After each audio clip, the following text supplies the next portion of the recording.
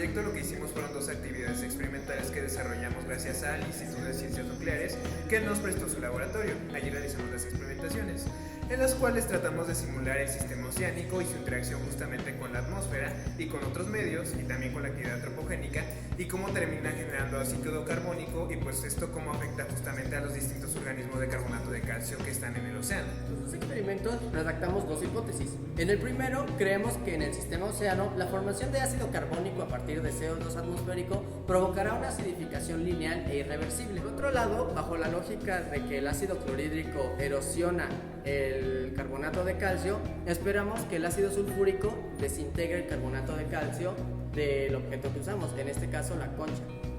Con esta práctica buscamos explicar las implicaciones físico-químicas de la acidificación del agua marina.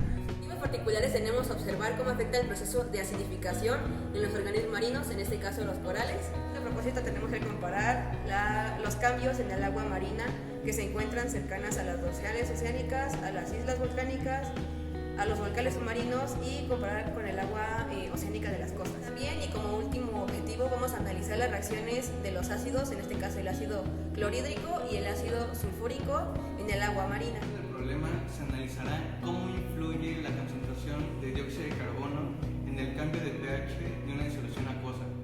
La acidificación marina se refiere al incremento de la acidez del agua de mar durante un periodo de tiempo largo, generalmente décadas o más, y en la actualidad es ocasionada por la absorción de dióxido de carbono atmosférico. Una vez solubilizada en el agua de mar, el dióxido de carbono provoca una cadena de cambios en la reactividad química del agua, principalmente en la composición de los carbonatos de calcio.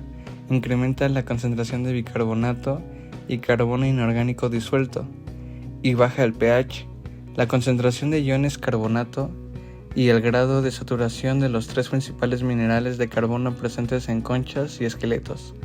La reacción de la formación de bicarbonato a partir de dióxido de carbono es: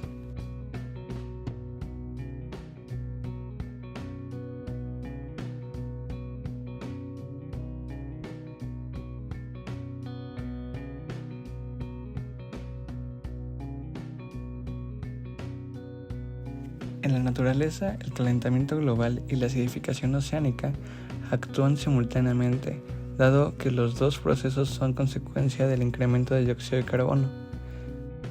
El pH promedio de la superficie oceánica ha disminuido aproximadamente de 8.2 a 8.1 entre la época preindustrial y la década de 1990, y podría llegar a 7.8 en el año 2100. La expresión acidificación marina se refiere a la disminución del pH, pero no implica que el agua marina superficial se vuelva ácida en el corto plazo. Una definición más completa del proceso es carbonatación, ya que aumenta la concentración de carbono inorgánico disuelto. ¿Es posible revertir el proceso de la acidificación oceánica? No es posible porque una vez que empieza se desestabiliza el sistema, y para recuperar su estado inicial necesita mucho tiempo en el que el nivel de acidificación no solo no se mantiene, sino que aumenta. El dióxido de carbono es un gas de efecto invernadero, es uno de los principales responsables de la acidificación de los océanos. Aunque una parte de este gas permanece en la atmósfera, el 25% es absorbido por los océanos. 2.200 millones de toneladas de CO2 se incorporan al mar cada año. En 300 años, el pH de los océanos pasó de 8,2 a 8,1. En el año 2100 estará entre 7,7 y 7,9 según las estimaciones. Si bien este cambio parece mínimo, tiene un impacto considerable en los ecosistemas marinos. Es más difícil para muchos organismos construir conchas o exoesqueletos a base de piedra caliza. Aquí tenemos tres fórmulas que son del equilibrio químico de los océanos referentes al CO2 atmosférico y cómo reacciona este con el agua. Aquí vemos en la primera que el CO2 reacciona con el agua para crear ácido carbónico y protones, ¿no? Estos protones son los que provocan la acidificación de los océanos. Otra forma de que esto ocurra es tener ácido carbónico, y este ácido carbónico se disocia en carbonato y en protones, que otra vez son la causa de la acidificación de los océanos. Y la tercera opción y la tercera ecuación nos habla de este equilibrio considerando los carbonatos de calcio. Ahora, aquí vemos que uno de los productos de esta ecuación es el CO2 y el agua, ¿no? Entonces, por ley del Chatelier, podemos asumir que si ponemos más dióxido de carbono de este lado, el equilibrio se va a desplazar de este lado. Eso es lo que pasa con la atmósfera. Cuando hay mucha concentración de CO2 en la atmósfera, los carbonatos de calcio se disocian en calcio y ácido carbónico. Bueno, con respecto a este equilibrio, como se está desplazando para este lado, todos los organismos que tengan dependencia del carbonato de calcio van a ser afectados por este desplazamiento del equilibrio. Otra forma en que se relacionan estas dos ecuaciones es que cuando el CO2 se incrementa en la atmósfera, se desplaza para este lado la ecuación. Sin embargo, aquí vemos que tenemos ácido carbónico. Este ácido carbónico también está en esta ecuación, por lo que esta ecuación va a tener un incremento de concentración aquí y se va a desplazar para este lado. Esta es una disociación del ácido carbónico y va a producir protones, y estos protones un incremento de acidez.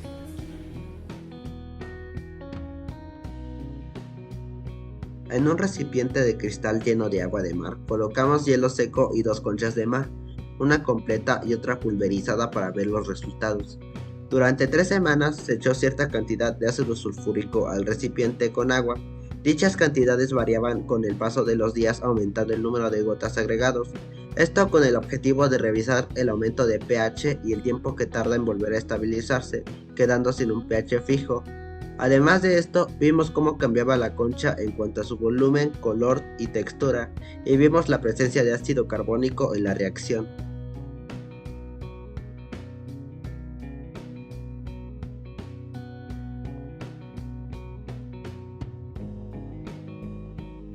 Resultados. Se observó que usando el hielo seco con agua de una playa de Veracruz, con pH de 8.15, con 29 gramos de CO2 sólido, el pH de esta disminuyó hasta 6.06 y se mantuvo en dicho valor. Cuando a este sistema se le agregó carbonato de calcio en forma de una concha triturada, se observa que el pH vuelve a ser neutral hasta llegar a 8.04. Se observa también que este efecto de regresar a un pH cercano al original también ocurre con el sistema en que agregamos ácido sulfúrico. Se agregó ácido hasta que el pH descendiera a 7.3, sin embargo al día siguiente se lo midió a 8.15. Cabe notar que las mediciones del día siguiente nunca fueron mayores a la original. También se puede notar que la masa de la concha que añadimos al sistema acuático volcánico descendió su masa en un poco más de 1 miligramo en cada día que se le añadiera el ácido, a excepción de la segunda medición en que incrementó. Análisis. El hecho de que hubiese un proceso de amortiguamiento en los sistemas con carbonatos de calcio denota que arrecifes de coral y zonas de costa con alta cantidad de organismos que usan el carbonato, o en los karsts, donde el mar está en contacto con las calizas, hay una mayor capacidad de reversión y neutralización. Pero a pesar de esto, siempre habrá un efecto irreversible, aunque menor. En cuanto al raro comportamiento de la masa de la concha, se podría explicar al entender que la reacción entre el CaCO3 y el ácido sulfúrico da como resultado yeso, que en un principio se adhirió a la superficie de la concha y se hidrató, dando así una medición más alta, lo cual no ocurrió después, ya que se limpió con fricción suave. Eso es todo por nuestro reporte, gracias por su atención. Agradecemos al Instituto de Ciencias Nucleares por prestarnos sus instalaciones